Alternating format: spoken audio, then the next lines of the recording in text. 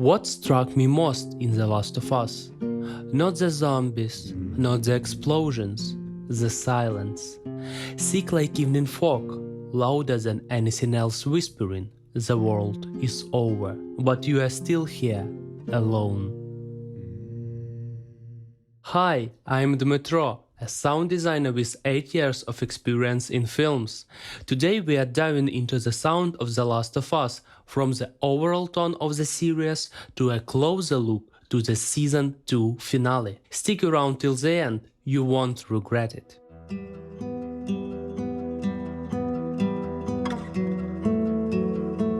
The post-apocalypse in The Last of Us isn't about clan wars for survival like in Mad Max. It's about silence infected with fear. The contrast of quiet sounds against the silence of a dead world captures us.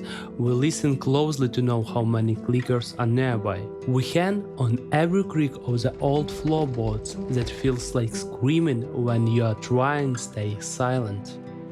But the sound in this show doesn't just try to scare you, it's sorrowful, mourning the life that once was, just like the story does. Listen closely, the drip of water, the creak of metal, the hollow pipes whispering with the wind. It's not just background noise, it carries the weight of absence and loss.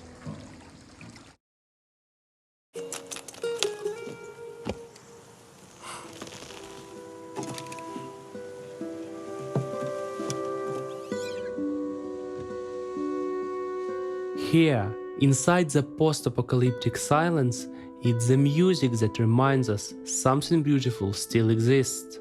The strings intertwined with a world mourning itself like a soulful tribute to what once was. The darker the world is, the warmer those moments of connection feel, which is why the scenes where the characters play guitar become the most iconic. A guitar stands as a symbol of connection between past and present, a quiet reminder that light can survive even through chaos and grief. One scene that stayed with me the most was Joel's scene in Future Days by Pearl Jam. Future days we know will never come for him and Ellie.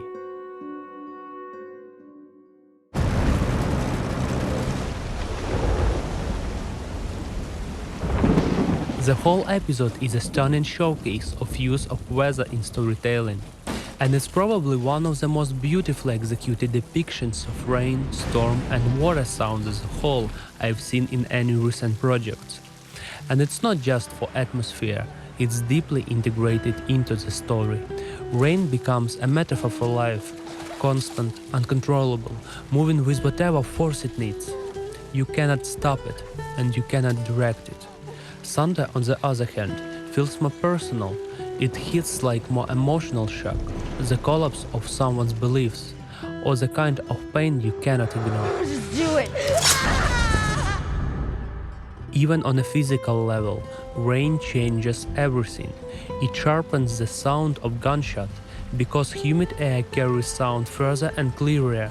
That's why those sounds cut through so strongly. Oh, you hear that? It's in the right direction. The creators of the show also give us a lot of world-building details.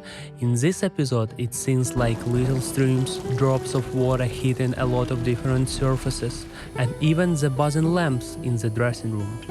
All of this helps us feel that the world is alive, and no matter what's happening, the water keeps flowing and the light keeps humming. But the way the gunshots are handled goes beyond just altering their sound to the weather conditions. The places and rhythm of the shots also play a great role, and there are certain scenes where they stand out especially clearly. The first moment is when Ellie figures out where Abby is. The gunshot that follows feels like a clear confirmation, a sharp ding that she got it right. If he got there, it means we can too. Ellie. The whale. What? Then when Ellie snaps at Jesse, the gunshot feels like the period at the end of a sentence. The conversation is over. Ellie made her point. So don't look at me like you're better than me. or like you'd do anything differently if you were in my shoes, because you're not, and you wouldn't. Another important moment sums up the whole loud, stormy theme of water in the episode In a Quiet Stream. When Ellie kills Abizalai, we follow the blood dripping slowly into the drain, echoing with earlier scenes of streaming water.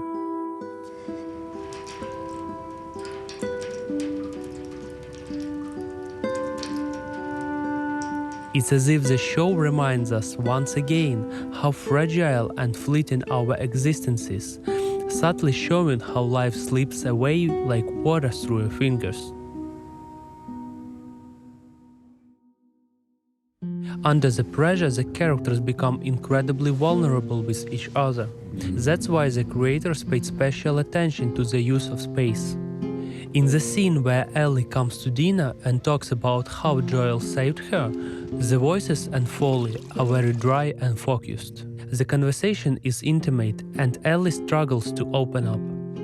But that's exactly what makes this moment so emotional. The sound designers added a sense of closeness. Without it, the magic would be lost, and instead of feeling connected, we feel uncomfortable in an empty space. There was a Firefly base in Salt Lake City. They had a hospital there. They were gonna use me to make a cure. A similar effect is used when Ellie and Jesse talk in the concert hall. Acoustically, their voices should echo and spread across the large hall, but we hear them up close with almost no reverb, emphasizing just how intimate this conversation is. But also, the thought did occur. If I were out there somewhere, lost and in trouble, you would set the world on fire to save me. I would.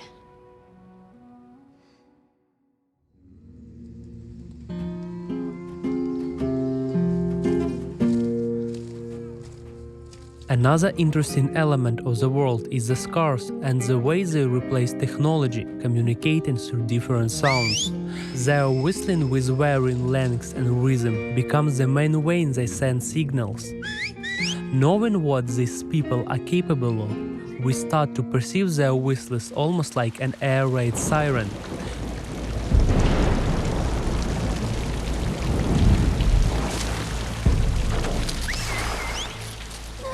Later, a sound resembling the roar of a beast signals danger for the community. The village. This sound really adds tension, especially at the moment when we are worrying about Ellie.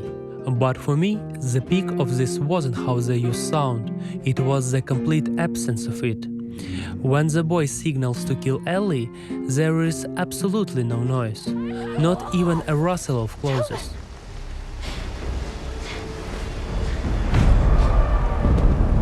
The coldness and clarity of that silent gesture creates real horror. The final touch is the true king of cliffhangers. The moment Abby shoots Ellie, and we see a black screen while the sound resembles tinnitus after a loud shot. I've never been so glued to the screen, staring into darkness, and the sound really added to that feeling. The creators crafted the soundscape to capture that haunting moment between life and silence, when everything fades but the ringing remains. We don't know if Ellie survived to hear that in her open ears, but we definitely are here for it. I let you live. And you wasted it.